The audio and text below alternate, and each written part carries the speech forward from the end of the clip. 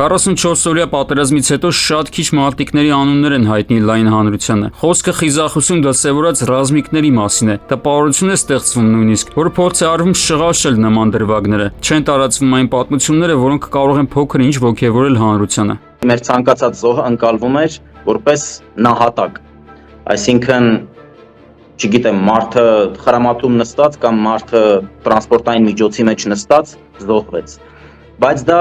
ամենևին էլ այդպես չի։ Էդուարդը ջրականի շրջանը պաշտպանող դասակներից մեկի հրամանատարն է եղել։ Պատերազմի ընթացքում 10-ից ավելի զոհ է ունեցել։ Հենց նրանց կյանքի շնորհիվ է առաջնագիծը թշնամու գերակշիռ ուժերի հարձակումներից մի քանի օր պաշտպանվել։ 17 հոգանոց անձնակազմում 11 զոհ ա եղել, բայց այդ տղաներից մեծամասնությունը այնպիսի սխրագործություններ են արել, որի մասին որ լավ ես կարող եմ պատմել, բայց պատկերացրեք, թե ինչ տղաներ են եղել, որոնց մասին մենք չգիտենք, մենք չենք լսել, մենք չենք տեսել, իրենք ինչեր են արել մարտի դաշտում։ Չեմ խոսում այն տասնյակ խոցված զրահատեխնիկայի մասին, չեմ խոսում տասնյակներով խոցված հակառակորդի դասակների, գումարտակների մասին։ Պատերազմի մասնակիցների կարծիքով հիմա գնում է պատերազմի զոհերի առանցն ազերծելու process, ինչն անընդունել է անկախ պատերազմի ելքից։ Սկզբում քեզ հաղթում են մտքում, հետո գետնի վրա։